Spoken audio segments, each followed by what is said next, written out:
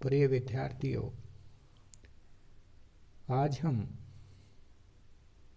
मुगलों के विरुद्ध संघर्ष जिसमें महाराणा प्रताप पर चर्चा करेंगे। इसमें विशेषतः हम हल्दी घाटी का युद्ध जून 1576 पर चर्चा करेंगे। साथ ही इससे पूर्व महाराणा प्रताप के जीवन परिचय, राज्याभिषेक और उनकी प्रारंभिक समस्याओं पर भी प्रकाश डालेंगे। महाराणा प्रताप का जीवन परिचय। नैनसिरी ख्यात के अनुसार प्रताप का जन्म 9 मई 1540 ईस्वी को हुआ। इनके पिता का नाम उदय सिंह और माता का नाम जयंता बाई था।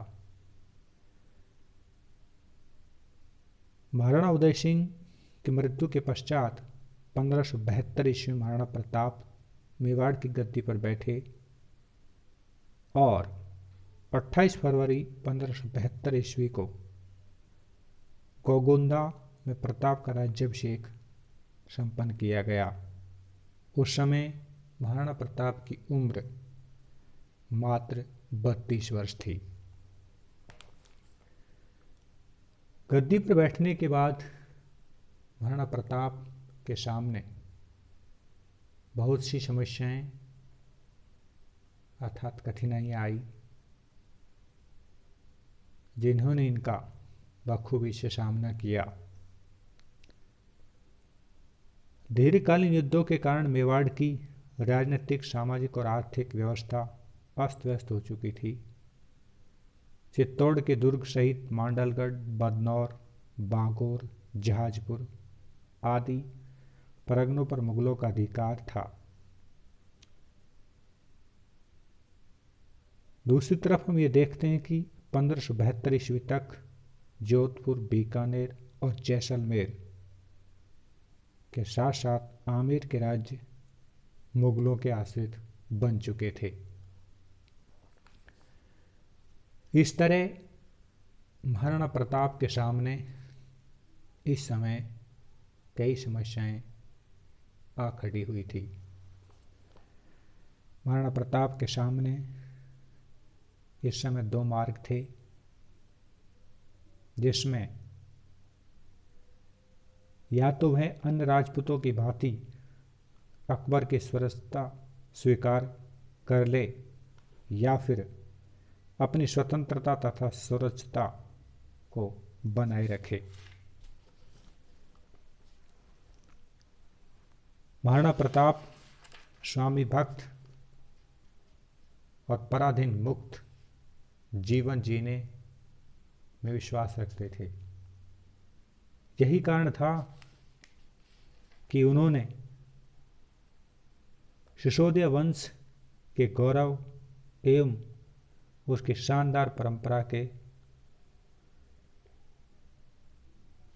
स्वाभिमान को नीचे नहीं गिरने दिया और भले ही राजस्थान के अन्य राजपूतों द्वारा मुगल शासक अकबर के अधीनता स्वीकार कर ली गई, लेकिन इन्होंने उसकी अधीनता स्वीकार नहीं की, बल्कि स्वाधीनता के लिए और पराधीन मुक्त रहने के लिए उनसे सामना किया, जिसमें हम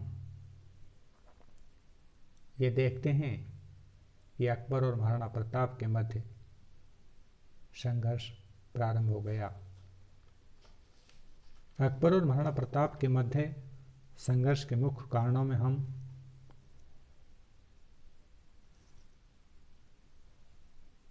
ये देखते हैं कि महाराणा प्रताप की मुगल प्रतिरोध की जो नीति थी,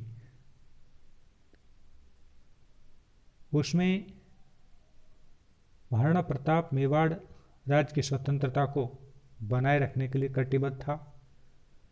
दूसरी ओर मुगल सम्राट अकबर मेवाड़ की स्वतंत्रता को नष्ट करने पर तुला हुआ था। परिणाम स्वरूप दोनों में संघर्ष होना तय हो गया।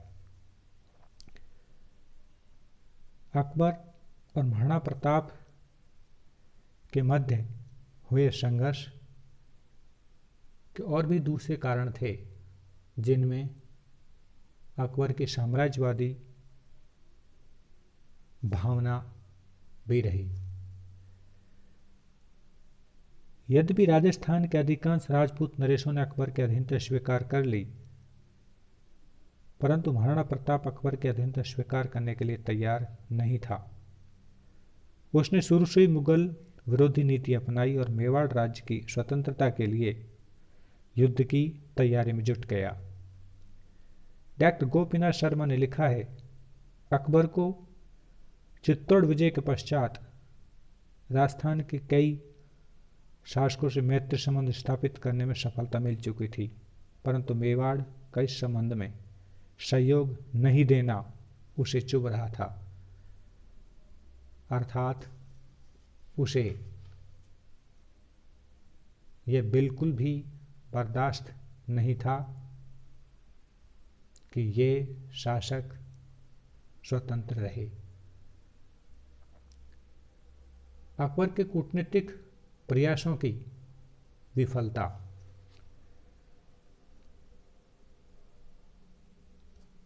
अकबर ने सर्वप्रथम कूटनीतिक प्रयासों से राणा प्रताप को अधीन करने का प्रयास किया। सर्वप्रथम 1572 में अकबर ने जलाल खां को प्रताप के पास भेजा, परंतु जलाल खां को अपने उद्देश्य में सफलता नहीं मिली।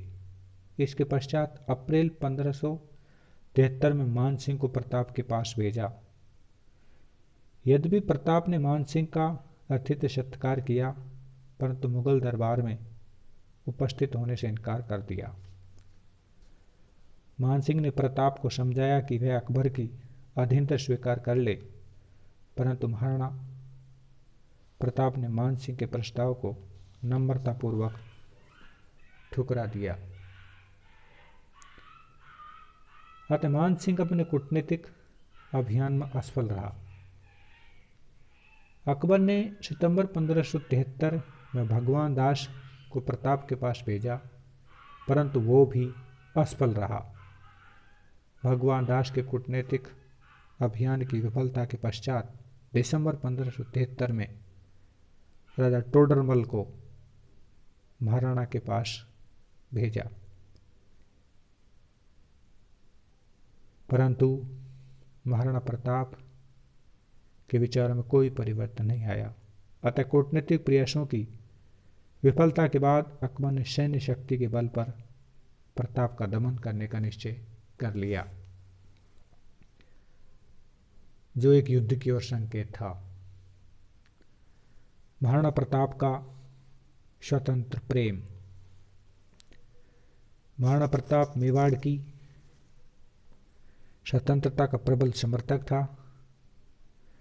वह मेवाड़ राज्य की स्वाधीनता को बनाए रखने के लिए अपना सब कुछ बलिदान कर देने को तैयार था। वह अकबर की अधीनता स्वीकार करना अपने लिए अपमानजनक मानता। दूसरी ओर अकबर मेवाड़ की स्वतंत्र सत्ता का दमन कर देना चाहता। वह मेवाड़ की मान मर्यादा तथा स्वाधीनता की रक्षा करना अपना परम कर्तव्य मानता था। अकबर के विरोधियों से मिलकर संगठन बनाना। उपरोक्त सभी कारणों से अकबर महाराणा प्रताप से नाराज था। लेकिन जब महाराणा प्रताप अकबर के विरोधियों से मिलकर अपनी शक्ति संगठित कर रहा था, तो उसे और भी नाराजगी हुई। महाराणा प्रताप ने ग्वालियर नरेश, रामशाह, सिरोही के देवड़ा सुल्तान, मारवाड़ के चंद्रसेन आदि के साथ मिलकर अपनी शक्ति बढ़ाना शुरू कर दिया। अतः अकबर ने महाराणा प्रताप की शक्ति का दमन करने का निश्चय किया।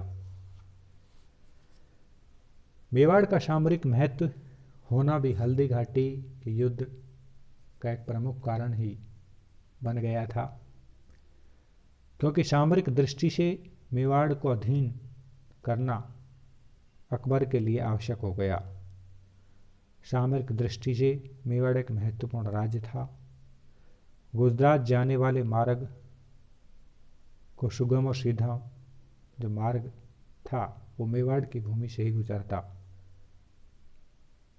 था। अतः राणा प्रताप ने अवरुद्ध कर रखा,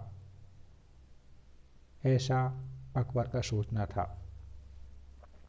इन सभी कारणों के परिणाम स्वरूप अब अकबर और महाराणा प्रताप के बीच युद्ध होना तय हो गया। हल्दी घाटी का युद्ध 18 या 21 जून 1576 ईस्वी में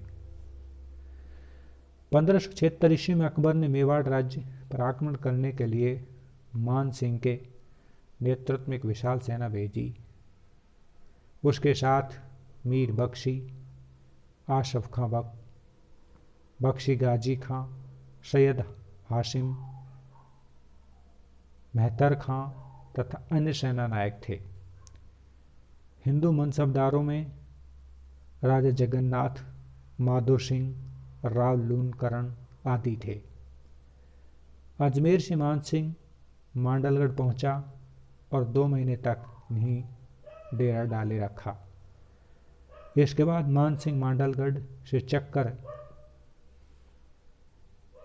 लगाता हुआ आगे चला और खमनौर नामक गांव के निकट जा पहुंचा। मोलेला नामक गांव में अपना पड़ाव डाला। महाराणा प्रताप मान सिंह की गतिविधियों पर गिद्ध नजर रखे हुआ था। जब मान सिंह ने मोलेला नामक स्थान पर अपना पड़ाव डाला तो प्रताप ने लोसिंग नामक स्थान पर पड़ाव डाल दिया। मुगलों की सेना महाराणा प्रताप की सेना से केवल 10 या 12 मील की दूरी पर ही अब रही। 21 जून 1576 ईस्वी को और कुछ विद्वानों के अनुसार 18 जून 1576 ईस्वी को दोनों पक्षों के मध्य युद्ध शुरू हो गया। इसे हल्दी घाटी का युद्ध कहा जाता है। कर्नल टॉड ने इसको मेवाड़ के थर्मोपल्ली, अबुल फजल ने खमनौर का युद्ध तो बदायूनी ने गोगुंदा का युद्ध कहा है। वास्तव में यह युद्ध हल्दी घाटी के दर्रे के मुहाने से लेकर खमनौर के गांव के मध्यवर्ती क्षेत्र में लड़ा गया। महाराणा प्रताप ने अपने भाले से मान सिंह पर प्रहार किया, परंतु मान सिंह ने इस वार को असफल कर दिया। इस संघर्ष के दौरान महाराणा प्रताप के घोड़े चेतक की एक टांग जब मान सिंह जिस हाथी पर सवार था उस पे लगी तलवार से लगी तो चेतक की एक टांग कट गई और मुगल सैनिकों ने राणा को चारों ओर से घेर लिया।